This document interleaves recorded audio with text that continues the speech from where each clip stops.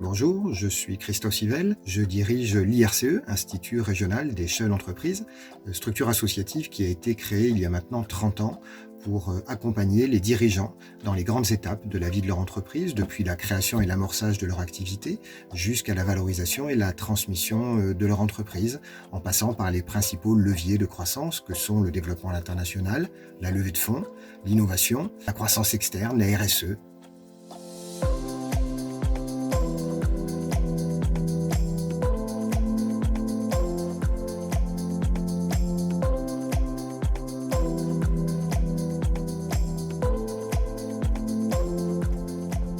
Qu'on soit tous humbles par rapport à cette phase inédite que nous vivons, que nous traversons.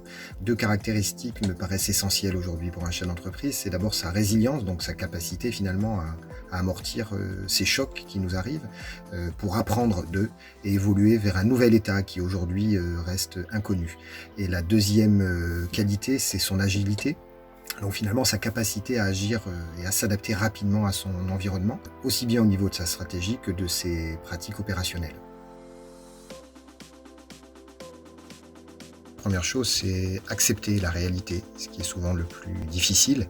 On peut être dans le déni, ça ne nous concerne pas, c'est pas pour nous. Le deuxième aspect fondamental, c'est agir. Agir maintenant, d'abord pour sortir de la sidération, et ensuite agir pour apprendre, ne pas attendre de savoir pour agir. C'est essentiel, c'est bien par l'action que nous allons apprendre de nos erreurs également. La troisième démarche, me semble-t-il, et attitude à adopter, c'est de tirer parti de cette surprise et de se créer malgré tout des opportunités. Ça va être compliqué. C'est vrai que dans une stratégie dite classique, on identifie 4 phases. D'abord, la définition de la vision par le chef d'entreprise.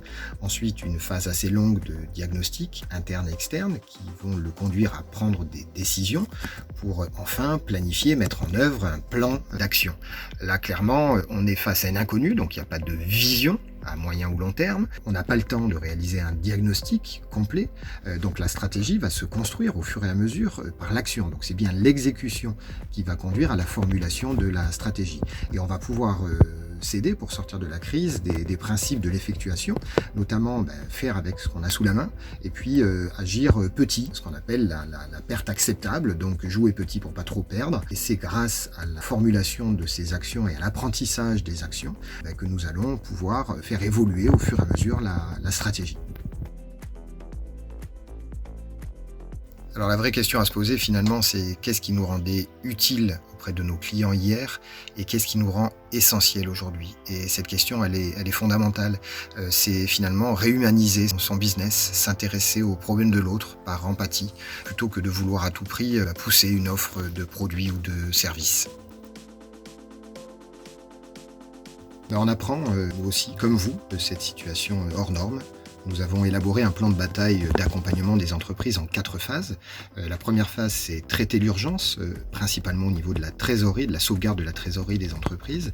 La deuxième étape de ce plan de bataille, c'est la gestion, à proprement parler de la crise, avec la prévention des difficultés d'entreprise, la gestion du confinement et le management des équipes à distance, avec la communication de crise. La troisième étape de ce plan de bataille, c'est le maintien des activités en cours et les conditions du redémarrage essentielles. Et enfin, la quatrième étape, c'est la reconstruction, donc l'après-crise, réfléchir dès maintenant à poser les bases d'un nouveau business model plus vertueux qui apprendra de ces chocs que nous venons de vivre pour, nous l'espérons, sortir grandi, pourquoi pas, de cette crise avec une façon nouvelle d'aborder la relation à son client et aux parties prenantes de l'entreprise dans un contexte peut-être plus favorable à la protection de la planète et à l'engagement sociétal.